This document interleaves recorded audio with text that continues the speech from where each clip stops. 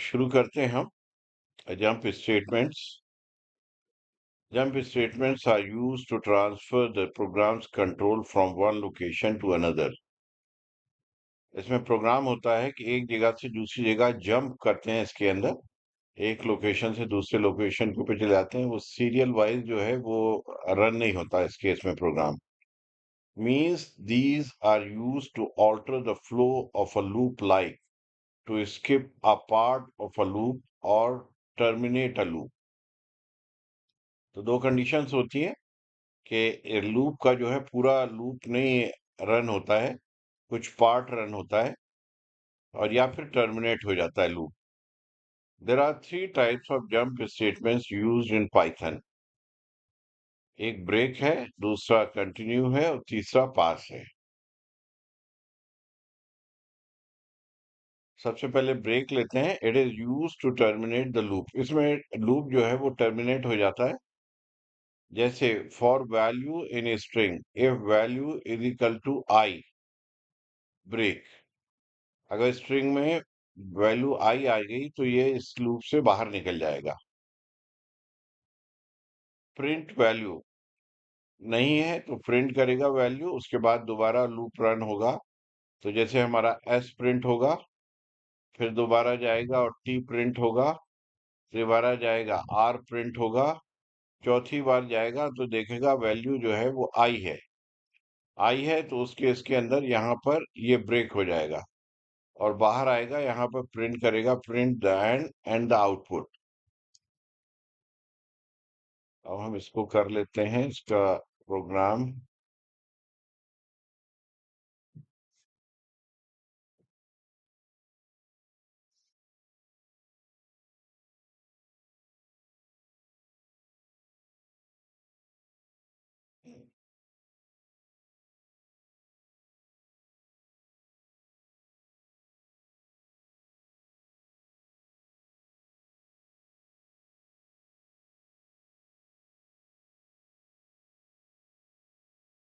मैं इसको थोड़ा और बड़ा कर देता हूँ ताकि आप लोगों को नजर आए। तो देखिए यहाँ पर हमने क्या किया, वो उसे थोड़ा अलग एग्जांपल है। वैल्यू n है और value n in string, print value if the value is equal to r, break. अगर वैल्यू जो है वो r होगी तो हमारा ये ब्रेक होगा। तो इसमें हम देखते हैं, देखिए इसको रन करते हैं।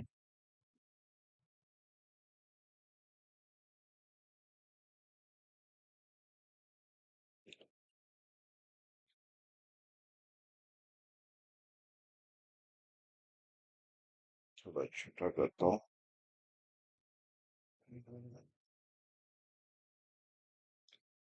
तो सबसे पहले हमारा एस प्रिंट हुआ। तो देखिए यहाँ पर सबसे पहले वो रन होगा, फर्स्ट वैल्यू ली उसने एस की, उसके बाद यहाँ पर वैल्यू को प्रिंट किया एस।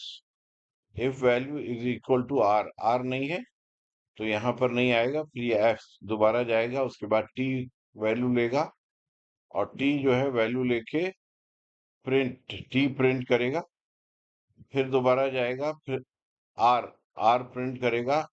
यहाँ पर आर प्रिंट हुआ। अब if the value is equal to R, तो उसके इसके अंदर यहाँ पर अब वैल्यू हमारी क्या हो गई, आर के बराबर हो गई। तो ये ब्रेक हो जाएगा। अब ये नेक्स्ट फॉर पे दोबारा नहीं जाएगा, ना एन प्रिंट करेगा ना जी प्रिंट करेगा। प्रिंट वैल्यू, वैल्यू के बाद लास्ट जो है द एंड प्रिंट करेगा। इसने यहाँ पर एंड प्रिंट किया और ये हमारा प्रोग्राम यहाँ पर एंड हो गया। तो ये ब्रेक जो है वो लूप से बाहर निकाल देता है, ब्रेक कर देता है लूप को।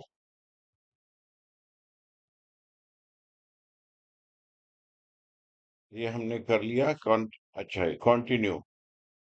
It is used to skip all the remaining statement in the loop and move control back to the top of the loop if the value in the init, if the value is I, continue.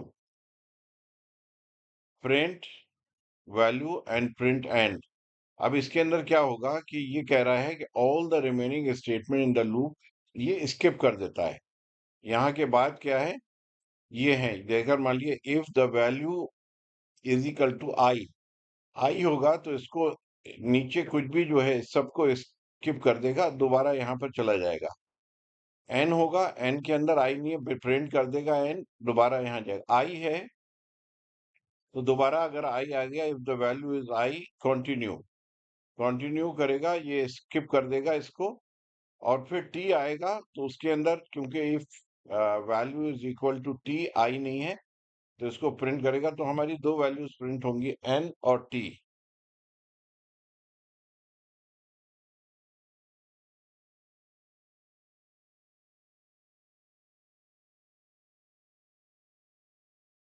अब हम चलते हैं next slide के ऊपर। Iteration statements loop pass statement. This statement does nothing. It can be used when a statement is required syntactically, but the program requires no action. कभी कभार हमारा होता है इफ एंड एल्स स्टेटमेंट है, जैसे मान लिए अगर ऐसा है तो ये करो वरना कुछ ना करो, एल्स पास। या इफ कुछ भी नहीं है तो उस केस में पास कर दो, एल्स जो भी स्टेटमेंट है उसको हम लिख देते हैं। तो कहीं कहीं पर क्या होता है, कभी कभार जरूरत पड़ जाती है इसकी कि इफ एल्स व्हाइल फॉर, कहीं पर भी क्या है कि पास हम यूज कर सकते हैं, उस केस के अंदर एरर नहीं आता। अगर हम कुछ भी नहीं लिखेंगे तो उस केस में एरर आ जाता है। जैसे यहाँ पर व्हाइल ट्रू, ट्रू पास, यानी कि व्हाइल लूप कंटिन्यू रहेगा अनलेस एंड अनटिल यहाँ पर कोई कंडीशन फॉल्स हो, तो प्रोग्राम हमारा रन करता रहेगा एक्सेप्ट कीबोर्ड इंटरप्ट। अगर कोई भी इंटरप्शन होगा उसकी कीबोर्ड से, उस केस के अंदर ये फॉल्स हो जाएगा। अगर फॉल्स हो जाएगा तो ये इंटरप्ट होगा, प्रिंट जो है हमारा होगा program stop by user using control C. उसी तरीके से अगर फंक्शन है to make a controller to pass by without executing any code, function pass, इसको हम कॉल करेंगे तो यानी कि कुछ नहीं करना, पास कर देना है और print, print program my program, program run करेंगे उससे ज्यादा समझ में आएगा ये।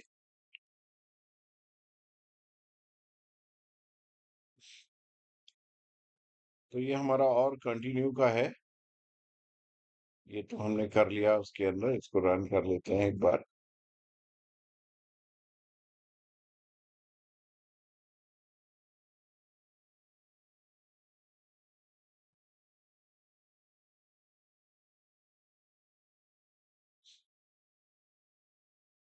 तो यहाँ पर देखिए ये वैल्यू जो है हर केस के ना ये वैल्यू आई होगा तो यहाँ पर ये प्रिंट कर देगा।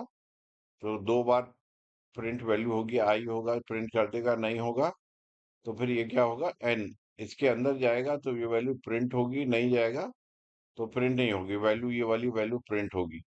तो इसमें क्या है, दो बार इसके अंदर जाएगा तो दो बार हमारी ये वैल्यू प्रिंट हो गई, वैल्यू आई।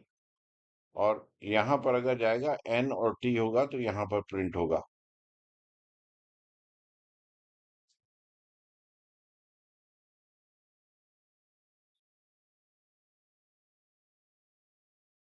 हम कौन से पे थे, पास।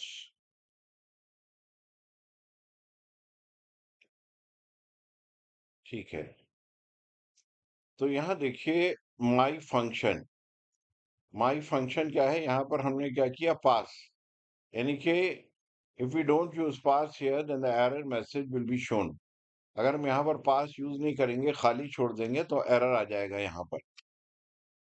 This program will enter an infinite loop doing nothing, press control C on your keyboard to stop the program. अब मैं ये रन करूंगा तो इसमें क्या है कि इनफाइनाइट लूप रन करेगा यहाँ पर, ये हमारा रन हो जाएगा, यहाँ पर इनफाइनाइट लूप रन होता रहेगा। Control C on your keyboard to stop the program, और मैं कंट्रोल की करूंगा तो उस केस के अंदर प्रोग्राम स्टॉप हो जाएगा, यहां से बाहर आ जाएगा।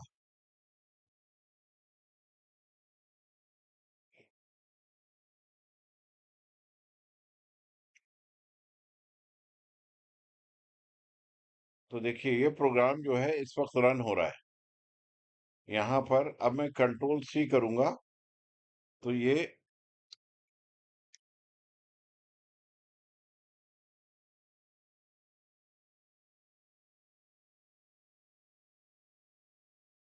तो देखिए कंट्रोल सी पे प्रोग्राम हमारा एंड हो गया यहाँ पर।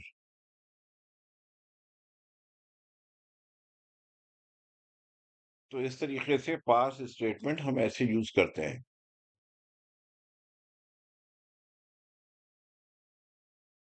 पास स्टेटमेंट कंटिन्यू एक और दिया हुआ है शायद। तो यहाँ पर एक और प्रोग्राम के अंदर हम देखते हैं यहाँ पर for an initial if I is equal to I pass else print this. तो इसके अंदर अगर देखिए इसके अंदर आई सबसे पहले जो है वो आई है, यहाँ पर आया यस, इसने पास कर दिया, कुछ भी नहीं किया। फिर नेक्स्ट में फॉर पे आया एन, आई नहीं है, एल्स इसने प्रिंट कर दिया एन। फिर दोबारा गया आई, आई जो है वो इज इक्वल टू आई पास कर दिया, दोबारा यहाँ चला गया, इसने प्रिंट कुछ नहीं किया। फिर हमारा इसी तरीके से टी, टी के इसके अंदर इसने टी प्रिंट किया क्योंकि एल्स में आ गया। फिर आई जो है पास हो जाएगा, फॉर दोबारा यहाँ आ जाएगा ए और एल, दोनों एल्स के केस में आएंगे A L. Continue the forces continue forces the loop to start at the next iteration while pass means there is no code to execute here and will continue through the remainder or the loop body. Okay इस programme को देख लेते हैं। आई print I, जो भी value होगी ये हमेशा प्रिंट करेगा यहाँ पर। तो INITIAL, तो हम ये देख लेते हैं।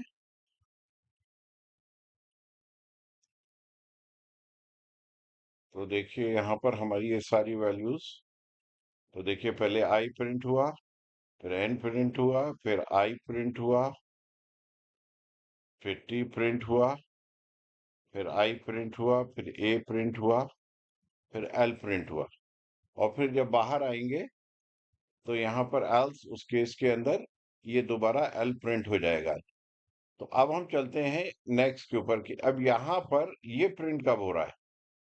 तो ये प्रिंट होगा कि if I is equal to I, जब ये यहाँ पर I is equal to I होगा तो उस केस के अंदर क्या होगा, यहाँ पर ये पास हो रहा है। पास हो रहा है तो इसका मतलब तो ये है कि यहाँ पर कुछ भी नहीं होना है। तो यहाँ पर हमारा क्या एक चीज स्टेटमेंट आ रहा है।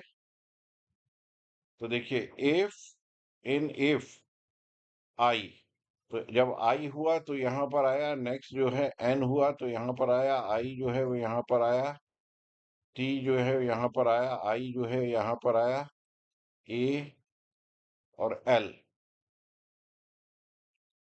तो उस केस के अंदर क्या हो रहा है कि if I is equal to I है उस केस के अंदर पास हो रहा है, लेकिन नेक्स्ट स्टेटमेंट यानी कि ये कुछ भी नहीं कर रहा है, इफ के अंदर जो है वो कुछ भी नहीं हो रहा है और यहाँ पर ये प्रिंट कर रहा है। और लास्ट में जब कुछ नहीं होगा तो उस केस के अंदर आई, ये लास्ट वाला एल जो है, आप देखिए इसके अंदर ये प्रिंट होगा लास्ट में। कैसे है,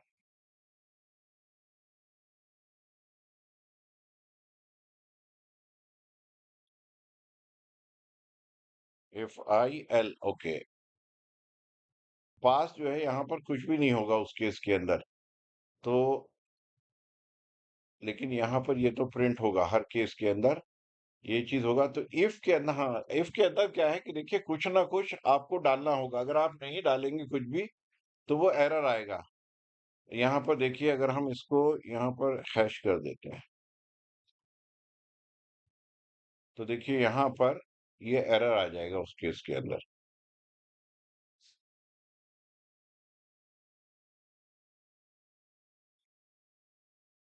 देखिए एरर आ गया। इफ स्टेटमेंट अगर हम कर रहे हैं तो कोई ना कोई कंडीशन वहां पर होना जरूरी है, लेकिन हम कोई कंडीशन नहीं डाल रहे हैं तो उस केस के अंदर हम बस पास कर देते हैं, तो उस केस में कुछ भी नहीं होगा। ये आम तौर पे जरूरत पड़ती नहीं है, बहुत कभी कभार कोई चीज ऐसी होती है जिसके अंदर जरूर होता है वो इफ को लगाना, तो उस केस के अंदर basically we don't do anything, इसका मतलब है कि कुछ नहीं करना, डू नथिंग। पहले बहुत पहले ये सब चीजें नहीं होती थी। अब प्रोग्रामिंग के अंदर ये आने लगी हैं। आज से 25 साल 30 साल पहले की बात कर रहा हूं मैं, जब ये एक प्रॉब्लम हुआ करती थी कि डू नथिंग केस के अंदर कुछ भी नहीं हुआ करता था। तो हम नेक्स्ट चलते हैं। ओके, तो ये शायद हमारी लास्ट स्लाइड थी।